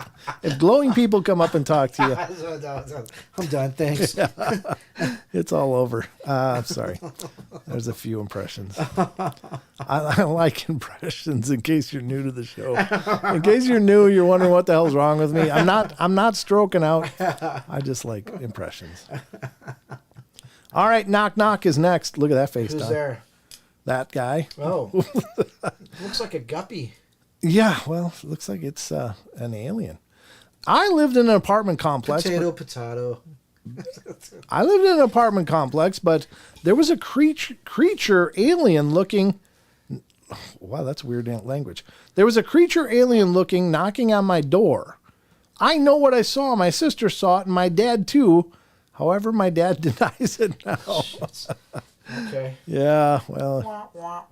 Yeah, exactly, right? Yeah. That was kind of anticlimactic. It was. It was like, I know what I saw. No, well, nobody else does. All right. Which one was this? Slit-eyed man. Oh, this is something. Actually, when I was talking to Father Mike. Oh, just I think he was time? No, the time before when we talked about exorcisms. He talked, I think, about one of his exorcist co-priests talking to him about an exorcism where a person's eyes changed to like lizard-like. I think that's what he said, as I recall. If not from him, then I heard it somewhere else. But I got all this stuff melding through my mind. But it's certainly Father Guido Saducci. No, I think it can certainly happen that people observe physical changes, like drastic physical changes in people that are possessed. When I was a kid, I was swinging on my swing set, and as usual, I tried jumping off at the highest point. And when I reached the highest point, a man with slits for eyes appeared beneath me and held me in the air stationary for 5 seconds. I don't know if anyone saw it, but it happened. But I swear it did. I don't think I ever saw the slit-eyed man again. I would hope not, but that's not... Wow. That's not... Well, maybe it was an intervention. I don't know. Well, I mean, what could have happened? I mean, maybe the kid was way higher and he was afraid he was going to fall and break himself or something. So held him for 5 seconds, though. That's a long friggin' time. That is a long time. That's not just like adjusting it. Like, you watch gymnasts and they got their coaches there and, they help them through a backflip or something. A backflip or something, That's not that. No. That's not... 5 seconds is not that. So I don't know if he held him with a hand or just by power, like you're stuck in the air. I don't know. That is very weird. But if it was a slit-eyed man, that'd be very, very unnerving. All right, scary skinwalkers next. One time when I was driving home at dusk, my husband and I saw what we thought was a large black dog running across the street, except that it materialized halfway through the middle of the street, and as it reached the fence on the other side, it climbed through like a human would. It was probably a skinwalker. Yeah, I guess if it climbed through like a person, that's a pretty fair bet. I mean, if it starts off as a dog and then climbs through a fence like a person, Right. yeah, that's not a good sign. Yeah. I guess. I don't know. I mean, here's the thing with skinwalkers. I know they got a bad rap and a bad reputation, but I'm not sure all of them are, because we've covered stories where people have seen them and they see the people, and it's not like they go out of their way to hurt them. They just see them. Now, there's other stories, of course, where they, are hell-bent on murder and end up, hurting people. But Right. I don't know why one and not the other, or what's going on there. But it is a conundrum. We'll do one more, and then we'll move on. What does that say? Oh, actually, there's a link on the Paranormal website that say interview me. Yeah, there is. It's paranormalportal.net is the main website for the show. So, and that's for all the shows, the YouTube live streams as well as the podcast, which again, for anybody new, that's a whole different show. This is not the podcast. All right. A friend and I saw a UFO shaped like an uppercase Y Okay. flying flat Oh, Y-wing. with prongs forward at probably 25 miles per hour, about 200 yards over the ground. And as it flew between a cloud break on a very overcast day, it was about as long as a big rig trailer. It was not smooth. It had all kinds of different shapes and pipe type things sticking out of its sides. Maybe that was one of ours then. I was just wondering if it's like Reavers from Firefly. I never watched Firefly. So I don't What? know that means. No. Never did. You've never watched the greatest space cowboy show ever? No. Oh my gosh. No, I've been told I should, and I meant to, but I haven't yet. Oh my. So there's a link on Paranormal Portal website. You put on the Gmail though. I did. Yeah, you can get a hold of me via Gmail as well. So it's Brenda Joe. She was on season 324. Oh, okay. She's talking about getting together with you and doing a part 2. Well, very good. Yeah, email me, Brenda, if you would, please. I'd love to have you back. We can always talk more. Some skinwalkers are greeters at Walmart. Yeah, they probably are. Hey, that's, biblically correct. That's what it says, accurate angel. Yeah. I was in bed one day and saw a biblically accurate angel once. It was an overwhelming and powerful experience. And scary as hell, too. Yeah. So, yeah, I mean, oftentimes we picture these humanoid people with, like, these big wings on the back of them. And I guess sometimes that's how people have perceived them. But oftentimes it's not unlike what you're seeing on your screen right now. As described in the Bible, it's often these wheels with, interlocking wheels, almost like UFOs, really. But some of them are like eyeballs all over and wings and stuff. So it's really kind of odd. But, biblically accurate angels are generally not very beautiful. But no, scary as hell. I would think so. I would personally think so. But that's why I love these articles, is they go through so many different things in just little snippets. Now, the problem with these is that there's not much to go on. You only have that one little paragraph of what the person says, and that's it. So there's no idea of a setup or, the setup to the story or what else might be going on. There's just no way to know. So my chair tipped back. Oops. I leaned back a little too much, Don. Okay. Okay. Never heard someone say "okay" before. All right. Let's go to the cryptid corner here and get into some cryptids, because I know you guys love some cryptids. And just in time for the show, Sasquatch Chronicles has posted several new emails from his listeners, and thanks to Wes for letting us use these on the Paranormal Portal as well. Very, very cool. All right, so here's the first one, and please go check out Sasquatch Chronicles blog. It's just fantastic source of not only Wes's shows, but many other shows, including the Paranormal Portal, which is posted there quite often. Thank you, Wes. Love you. All right, this is from January 25th. We could hear the thing approaching. A listener writes, I'm from Ontario, Canada, and after one specific episode of yours, I feel like I'm ready to open up as I can relate to it. It was episode 468 taking place in Halliburton, mentioning the tunnels and bone crater. Anyway, my encounter takes place just north of this area, between Halliburton and Algonquin Park, an area called Hastings Highlands, Lake St. Peter to be specific. Better take a drink. To be what? Specific? Okay. Yeah. Yep. For 30 years, I've camped at the same camping park that have there and have experienced a ton of things, sounds, sights, etc. of moose, bear, deer, wolves, birds, basically everything. So I know that I have experienced wasn't any of those. So what I experienced wasn't any of those. I'm sorry. Anyway, to keep it brief, in these areas they have garbage disposals or dumps. And it's where locals go to dump their garbage and accessories, etc. Usually limited times, and however, it's known as a place where tourists and campers will go sneak into to take your family and friends to see black bears. It's such a regular thing that it's not uncommon to go and encounter many other vehicle loads of people watching the bears. Well, anyway, one night I decided to go with my friend to show him, as he's never seen a bear and is from Toronto. So we pull in, set up, and start our wait as usual. Incoming traffic will startle them. Then you wait till they reappear. Usually about a half hour on a busy night. Anyway, we pull in and set up. At this night, the dump had set fires to a few piles, as they do, to subside the piles. So I told him the chances of seeing any on those nights are rare, as they're timid of fire.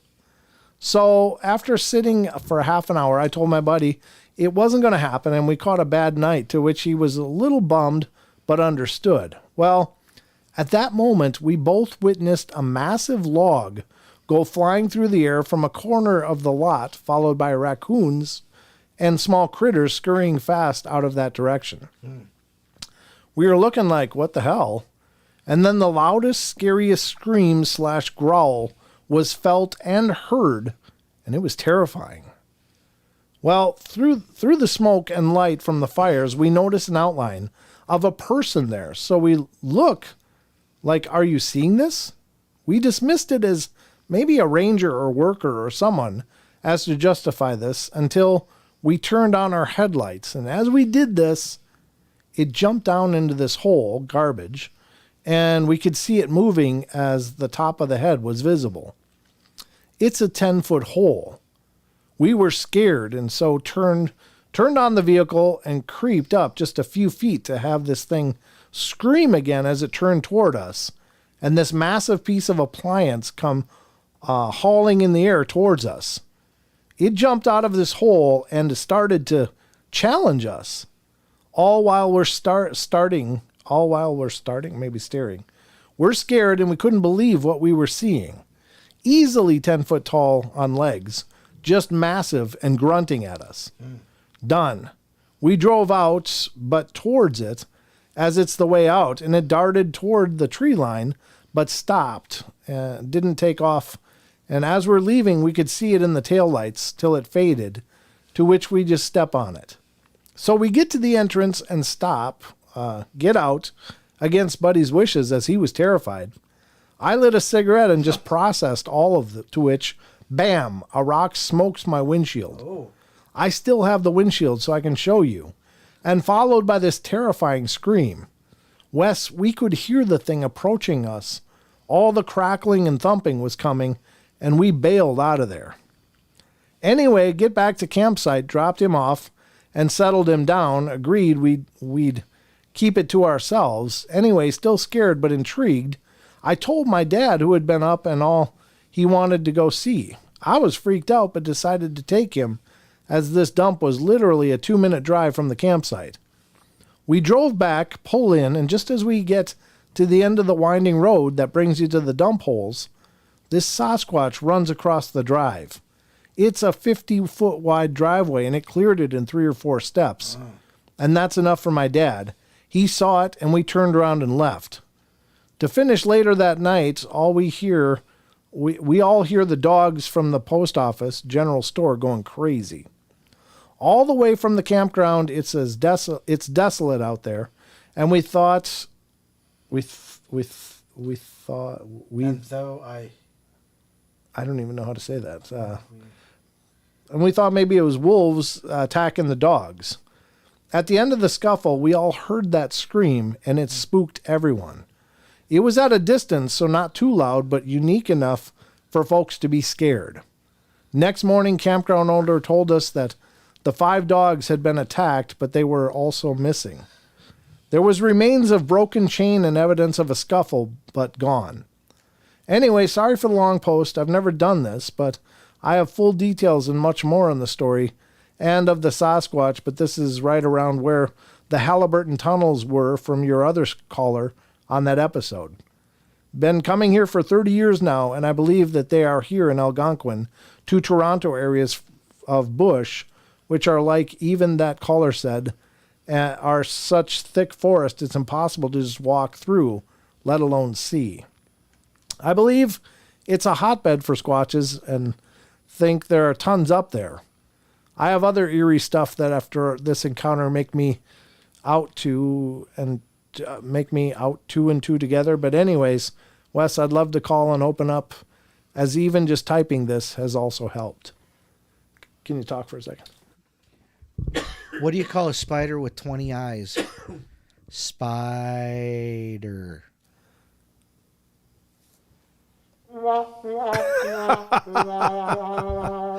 Not bad. That's what cute. has 2 eyes and smokes? Pompeii. I don't get it. Pompeii ends with 2 eyes. The word Pompeii, 2 eyes. What has 2 eyes and smokes? Oh, and it smoked because it was destroyed by a volcano. Gotcha. Okay. Thank you. Hold on. We got to wait for him to catch up. I'm not good out of the gate, Don, but I'm usually good on the finish. I'm going to start calling you Tomato. Tomato? Because tomatoes got to catch up sometime. Oh, my God. False. the viewer count just goes. Look, we're -1. Don, we actually owe viewers. They're all missing. All our viewers are missing. Yeah. I don't think we're going to start the joke of the night. Have you ever looked up the picture? A camel spider. Look up a camel spider. Yes, I know. See those how are horrifying. insanely huge those things are. Yeah. I'd call it see ya. Yeah. Yeah, those are horribly couldn't help that. big things. All right, so that was a good story, right? I mean, it's very interesting, and I guess it wouldn't make sense that they'd be hanging around dumps too, not only bears. Well, yeah. I remember, and I was thinking about this the other day because I finally got trash service in my area. Yes, you did. And I was thinking, when I was a kid, I remember going to the dump with my grandpa, and it was a real dump. It was a landfill, right? Where I don't even know why they call it landfill. We just dump crap there, right? Right. So anyhow, you dump it, and then they take and they push it in a giant pile and just let it rot, and Yep. and then they'd cover it over. They kind of churn it around every exactly, once in a while. yeah, letting the methane, Yep. escape, so it doesn't blow up and blow garbage everywhere, literally. Yeah. But anyhow, God, there's things I remember about that. One is the seagulls. God, I hate seagulls. Two is the dogs. Oh. There were so many dogs there. Oh. And every now and like then, strays, or were they people's dogs? Yeah, no, they were strays. They were strays, people's dogs, Okay. I mean, this is like rural peninsula, right? Yep. Washington Peninsula, Yep. the Olympic Peninsula. Anyhow, and then bears. Every now and then you'd see a bear. Sure. So, yeah, exactly. So what would be the difference between seeing a bear and a bear? that helps. Yeah, exactly. Okay. Of course, they can't hear me going, but they can see you though. Well, as long as they're watching. Otherwise, Yeah. they're going, what the hell is he talking about now? That's okay. Yeah, I mean, there makes sense that they'd be there. It's a low hanging fruit. I think they've learned to capitalize on our wastefulness, and why not? You can either go and lift rocks looking for grubs or find what's left of a Happy Meal. I mean, right, exactly. I'm going for the fries personally. Kind of moldy, but it's a Happy Meal. Yeah, that's right. I mean, what the hell? Actually, if it was a Happy Meal, it probably wouldn't mold. Yeah, exactly. Probably not. It'll just dry. Here's the next one from Sasquatch Chronicles blog. Wash it down with that bottle of water back there. All right, this one is the distress call from the woods, January 24th, and a listener writes, "It happened to me in April of 2018 in northern Michigan. I'd purchased a new ATV earlier that year, and I had decided to take it out the first chance that I had. I'd gone to a campsite outside a town called West Branch, about a 3-hour drive from north of Detroit." Oh. Yeah, I'm a little familiar with that. Yeah. "The campsite is located about 6 or so miles off the main road of the forest. At the time, the leaves had not begun to grow back on the trees, and when I arrived that night, there was still a bit of snow on the ground, except for a few snowmobile tracks. It didn't look like anyone had been through there in quite some time. As a side note, this campground is frequently frequented heavily in the summertime as it connects directly to a popular ORV trail, off-road vehicle trail." Okay. Right. "I arrived there at around 7 p.m. and the area was flooded with snow melt, and honestly, it was a waste of a trip due to the poor trail conditions. The firewood that I had bought in town was damp." So nice, they saw you coming. "So go to the back pile, Ray. Get those wood. Is not a towner. So I was not able to get the fire going at this point. It was around 8 p.m. and I had already had my tent set up, so I decided to just stay there for the night and leave in the morning. During this time, it was also hearing things falling into the lake. Well, I wrote it off as tree branches falling, but there was no wind aside from a light breeze. I also wear a watch when I go camping, and I had a heavy sleeping bag with me, and it was getting down to about 28 degrees Fahrenheit at night, so I was bundled up. I went to bed at around 9 p.m. At 1:15 a.m., I woke up from a dead sleep. The campground sits on a lake that runs northwest to southeast. I heard howling like a wolf coming from the south end of the lake. What was strange about it was that the call that I heard was a considerable distance away, but I felt it in my chest. Oh. My hair stood up and I was frozen in place. A few seconds later, I heard another call coming from the north end of the lake. It also sounded very much like a canine, but sounded much bigger, with more bass. Once again, I was like, I could feel the vibration in my chest from it, but this call came from much further away than the first. For a few seconds after the second call, it was dead silent. What happened next is by far the strangest thing that has ever happened to me in the woods. After the silence, every squirrel, raccoon, bird, mouse, every single animal in those woods started making distress calls. And it was so loud, but it only lasted about 20 seconds. That's a long time, though. It was almost like being at a baseball game when the whole crowd cheers at once and then it goes completely silent again. After a minute or so of silence, I heard footsteps, very heavy, come walking through the campground, no more than 60 feet away from my tent. They came up from the north end of that lake and were heading south. I kept hearing the sounds of things hitting the water, but now it sounded like it was a good distance from the shore, too far for a tree branch to be falling. The footsteps eventually tapered off into the woods, and this whole time I was frozen in fear, and the only thing I could think to do was stay quiet and don't move, specifically because I didn't want to give away my position. I sat wide awake until sunrise. I got out of my tent at around 6 a.m. and I tried looking for footprints or any signs of what could have caused the noise or the disturbance to the wildlife, but I never found anything. The fear that I felt is tough for me to describe. It was like every survival instinct in me was telling me not to move and that I didn't want whatever that was to know my exact location, to the point where I was holding my breath and taking a breather as slowly as I could to avoid making any noise. The whole thing lasted about 5 minutes. I'll never claim that I saw anything. I was in a tent and it was dark, but I know I heard something very strange. Yikes. That's the power of their vocalizations is what's so incredible. I don't know. I don't know what it is. I mean, we certainly can yell reasonably loud. I mean, I've heard some people that really can yell, and it's like, wow, that voice really carries. But in even the ones that are far off, when they're doing their call or their howl or their roars, people feel it. It's like this visceral reaction. And I almost think it's a genetic memory. Right. Like from the times when we were competing for the good land or whatever, that we had to, probably deal with these things regularly. And we got to know when they were around. And that's just maybe a genetic memory. It's just kind of imbued in us that when you hear this sound, get quiet. Run, get quiet. Yeah, run if you can, but otherwise just get real quiet.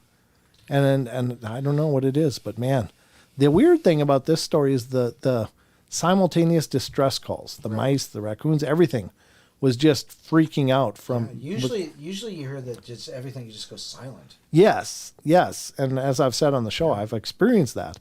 And that's an unnerving thing. And I can't say it was cryptid related, but the woods just were dead silent. And then slowly, after about 10 minutes, they started to slowly, like the crickets started to finally start cricketing again. And the frogs started chirping again. And it was like, okay. And then when that happened, it was like I was holding my breath the whole time. It was like, oh. See, even you knew. Yeah, because it's just such an unnatural silence. Right. It's just such a feeling of like, it's like the air just becomes solid. Right. And you just feel that something is there. And it's such a powerful presence that it makes nature just shut down, just quiet. And I don't know, is that a supernatural element to these things? I don't know. Well, we talk about, infrasound. Sure. And that's how I imagine infrasound might be. Now, when you were reading that, he described it how he felt it in his chest. Mm-hmm. It reminded me of standing in the pits of drag races. It's just, you just have this push of air and it just rumbles. Mm-hmm. And so, I mean, I can imagine the feeling that he's conveying there. Right. But from such a distance is different because, you can sit up in the bleachers and at a drag race and go, okay, well, that was like, you just feel it, right? That's like when I first shot my first rifle, it was like, right? So just like that. Yeah. Exactly, yeah. So I can imagine that feeling, but I can't imagine it's something from so far away feeling that way. That'd be like, ugh. That is pretty powerful. Disconcerting, certainly. Yeah, but you're right. The infrasound, maybe that's exactly what it is. Maybe the infrasound is part of that whole sound. Like I often think when they talk about infrasound, is it below our point of hearing? And I think it is. Like dog whistles. Right. Well, that's just above. But yeah, it's kind of the same thing, right? Isn't infrasound below our normal level of hearing? Yes. Yeah. So it's like. And dog whistles are so high, yeah. But you remember, dogs don't actually whistle, so that doesn't really matter. Anyhow. Right. But the point being is that something is going on. And maybe it acts as almost just a low pressure wave. Yeah. And maybe that's when they're doing the. Maybe it's another vocal cord that resonates so low that we don't hear it, but it's part of this big sound, and maybe that makes things go quiet. Maybe it makes that distress call happen, right? Like that person's describing. So. I mean, it would make a certain amount of sense because you think of a Sasquatch, you think of them being so big and they have so much room. Right. You could imagine that they have more vocal cords than we do. Right. So they can vibrate those. With that's beyond or just under our hearing. Right. So it makes sense that it's possible that they have vocal cords that we can't perceive. Right. Now, in the Hulk movie that happened with Eric Bana in the 90s. Yeah. Okay, there was one part in there that I thought they did an exceptional job of. And that was after he hulks out in the lab, he smashed up the lab, and he jumps through the roof, lands on the roof, and you can see there's this mountainous valley in the, I guess, California hills or whatever. Right. And he roars. And the way that sound carries in there, made me think, well, is that what a real Sasquatch roar would be like? Right. With that power and that, it was just, and you can just hear it booming, echoing down through the hills and stuff. And it was like, well, maybe that's what it's like. It would take a body somewhere in that range, Yeah. with that kind of vocal force and lung capacity to produce Right. that kind of sound. Especially if it crosses that much space. Right. You That gotta, it carries. You gotta add this reminds me of Till Tuesday. Voices carry. Right. Yeah. Sorry. It was your fault, by the way.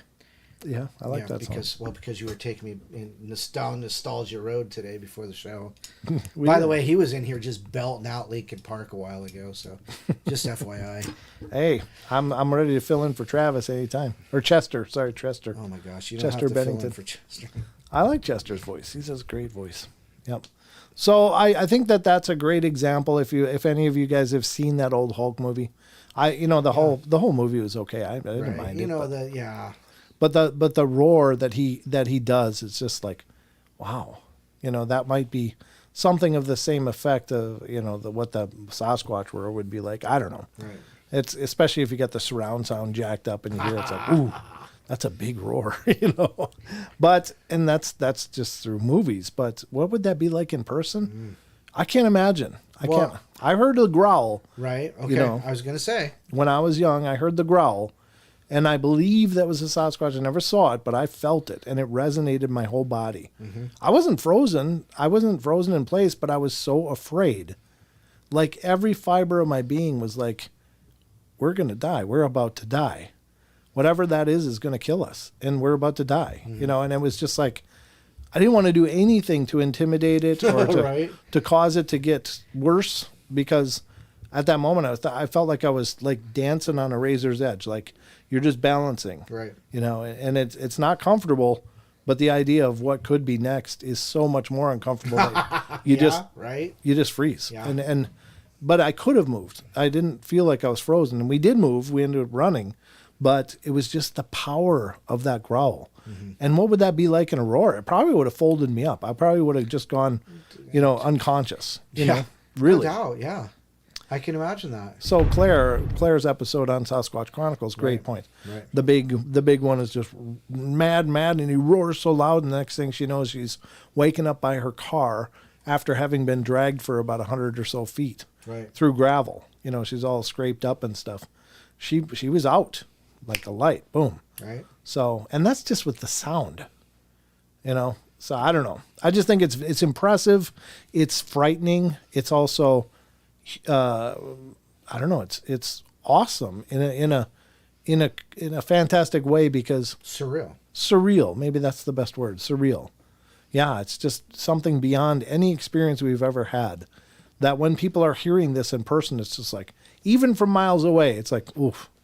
And that's why I came up with the genetic memory. It's like, our great ancestors probably had to argue with these things about who was getting the good land. Right. Wow. And so we dealt with them probably regularly, and probably dealt at the hands of them, and they probably dealt at our hands quite a bit, as these understandings were, being, understandings being a politically correct term, but as that hierarchy was being established. The pecking order. Right. That's, but I'm sure there's some part of us on a genetic level that knows, ooh, that's a really bad sound. And maybe it's also from just being, running away from, cave bears and stuff too. Who knows? But, whatever the case is, there's some primal reaction that people have, and it defies just being a sound. Right. It's something more than that. Like it's visceral. It's something is being conveyed in that sound that affects everything in that area. Everything.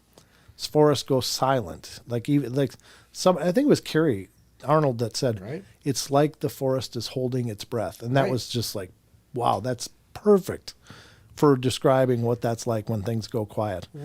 Colleen Bowman asks, was your experience in Idaho? No, it was in Minnesota. Yep, in a state park in Minnesota. Don, you and I checked out that structure here, but I've not had any close encounters here. I've been in the woods and felt uncomfortable many times, but I don't know if it's just the fact that these are not woods that I grew up with. Right. So I feel like I'm on the food chain when I'm out there.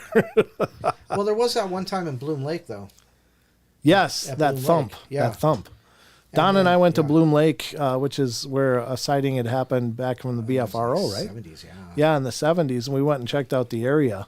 And we were on this it was basically a logging road, or was it a road? It was a real, well, yeah, it was probably a logging road, but Bloom Lake's been moved around a couple times. Well, stuff has been moved through there a lot of times, but Sure. they shut it down, so we were on the wrong side of the fence. Yeah, we were probably on the wrong side of the fence, but we were just parked there and sitting outside of Don's truck. And we were looking around, looking for sign, looking for anything we could see. And as we were standing there on the mountain behind us, there's this big standing, conifers. And it sounded like something just went and hit the ground. And Yeah. it was just it was a thud that you could feel. Yeah. Like you felt it when it landed, whatever it was. It was like a boulder was just picked up and slammed into the ground. We think maybe something was coming out of a tree and dropping, but it was just like boom. And we both looked at each other and said, yeah, we should get out of here. Yeah. Colleen, Bloom Lake is about 5 miles. It's in Elmira, Idaho, which is just about 5 miles past where I live. And I live 12 miles out of Sandpoint north. Yeah. So, it's north of Sandpoint about, 20 something miles. Yeah, something like that. Yeah. So there was something up there that thumped. Now, I can't think of anything it could have been other than either a rock just decided to tip That'd be a over. big freaking rock. Yeah, but it literally thumped, and we could feel the ground like you felt it, and it was like a low bassy sound, like that, except harder, longer, bigger. I don't know, bigger. It's hard to duplicate, but when you're in person, you just know. Yeah, Colleen's. Oh, that's right. Colleen's in Sandpoint. She's Yes. Baldy Road, I think. But yeah, it's just up in Elmira. You go up to Elmira and take Elmira Road east, and you'll take you out towards Bloom Lake. Yeah, there's lots of strangeness up here for sure. I found structure stuff out in these woods. I don't know. I didn't see a Bigfoot build it, so I can't say it's a Bigfoot structure, but except for the one that we saw, Don, where that sapling was bent over. Yeah, that was incredible. And it was a dome-like structure, like really cool. Really, really cool. And the pictures are up on Instagram if you guys want to check out the Paranormal Portal Instagram. I didn't know we had an Insta page. We have a lot of pages. Wow. See what happens when you look around? No. You're kind of in your own tunnel with a lot of stuff. That's true, yeah. Yeah, but there is an Instagram page where I posted several of the pictures of us looking at that structure, and you can see that it looks like it was rudimentarily woven. And it's just incredible. But anyway, I don't know. We're just kind of spiderwebbing here. But we're actually about at the end of the journey. We sure are. Wow. It's been 2 hours, folks. We brought you through 2 full hours of the Paranormal Portal. Do you feel entertained? If you feel entertained, I hope you get subscribed if you're brand new. We'd love to have you become a part of what we're doing. As always, Don had posted the Discord link. Let me do that again. Discord. Yeah. Don will post the Discord link again if any of you want to get involved there. I'm going to post the paranormalportal.net portal.net in the chat if any of you want to check out that. That is basically the homepage, and on the top of that page you'll see the social media links that we have. Twitter, we have Facebook, obviously, we got TikTok, Instagram, and Don, you'll have to send me some of yours if you want them linked on there too. Some what? Well, like if you want any of yours, like Facebook pages or whatever. Oh. We can post them on there too. Honestly, I'm not very good at keeping up my Facebook pages. Me either. Other than just for the show's postings and trying to keep up with comments, that's about all I do. Honestly, I only get on the computer maybe like 3 times a week. Ah. And otherwise, I'm on my phone, and I really don't post things from my phone. Oh, okay. Gotcha. Well, that's where you find all the greatest information, and the paranormalportal.net has links to the podcast. It has links to the YouTube page that you're watching. It has links to all the social media, and it's just and it also has a P.O. box. Last show I put it out to any of you that are artistic. You got a P.O. box too? Yeah. Dude, I've had a P.O. box for like 2 years. Oh, I've got one for a few months. Oh. But it's on the bottom of the paranormalportal.net page. If any of you are artistic, I'd love to have you send in some artwork that I can put on the walls here in the studio. Yeah, that's love great. to see what you do. If you want to draw cryptids, if you want to draw ghostly stuff, if you want to draw Don and I, or put together something artistic of the Paranormal Portal, love to have it. And I'd love to put it up on the walls here. There's 3 other walls in the studio that are absolutely empty. And I thought it'd be neat to be able to look up and see stuff you guys sent in. So look at paranormalportal.net. On the bottom of the page, there's a P.O. box. If you feel like being creative and sending something over, love to have it. This is, again, what Nessie sent. This is the Brent Thomas action figure. Yep. She made it. Don's got his at home. Where's the diorama? It's over there. I don't have any room for it back here. That's true. It's kind of cramped, but it's beautiful. She made an actual little studio for this guy to sit and for the Don Longbeard to sit as well. But he ended up going to Don's house. he got because I took him home to show people, and that's where he stayed. No, that's all right. That makes sense. I mean, who wouldn't want to keep it, right? Well, and then the one my black-eyed bean that Taz made for me. Oh, yeah, that's right. So if you want to send stuff over, I'd love to see it. But anyway, thank you all for being a part of the journey. Don, anything in closing? Teespring. Check out Teespring. There's codes that appear on the top. Friends. Yeah, it appears on the top of the page. The link is in the description. So if you check it out, you can go over and check out and see if you want a Paranormal Portal gear. It certainly goes a long way to help the show. But I'll be back on Friday night and Saturday night as well, 7 p.m. Pacific Standard Time. Wednesday, Friday, Saturday, live shows here on YouTube. So we'd love to have you join us and watch for the podcast. That's available on all the platforms. And again, refer to paranormalportal.net if you want to see links to it to help you get there. But it's on Spotify, iTunes, Pandora, Google Play, iHeartRadio, Stitcher, CastBox, Podbean, etc. So whatever you listen to podcasts on, if you have a phone, either Android or Google, Android or iPhone, just look for the podcast button and search for Paranormal Portal, and you'll find the podcasts. Those are audio only, and it's a whole different show. So hopefully you guys will check it out. But love y'all. It says Brent, I'm stuck at the creator. So let me see if I can get. I wonder Discord tutorial page. Yeah, so maybe post a link. Copy that. Don's going to post a link to the Discord tutorials, a tutorial from our page, and hopefully that helps you. What the heck? Thank you, Cool Hand. Thank you so much. And thanks for being here. You rock as well, just because you're so nice. Because you're here. And hopefully you'll subscribe and continue to be here. But did you get it? Yep, there it is. Okay, it's posted. There's a link to the Discord tutorial to help you out. There's not much I can do on helping you create an account. I did it years and years ago, so I don't remember how it goes. But hopefully that'll help you out. Or there's other videos on YouTube that you might be able to find to help you with your Discord questions. But anyway, love to have you in the group. And so without further ado, guys, that's going to wrap it up for us. Anyway, we love you all. Be good, be kind, be nice, take care of each other, help each other out, find the magic in every day. Remember to laugh as much as you can. Thank you to our mods. You guys are amazing. Thank you for being here and helping to keep everything sane and wonderful. Thank you to our members, YouTube members. You guys are amazing. And thank you to all of you that contribute every way you can. Just give a thumbs up. Just share these shows out. Let other people see them. And I'll see you on Friday night, 7 p.m. right here Pacific time. 7 p.m. Pacific time right here on YouTube. So until then, good night, everybody. Good night.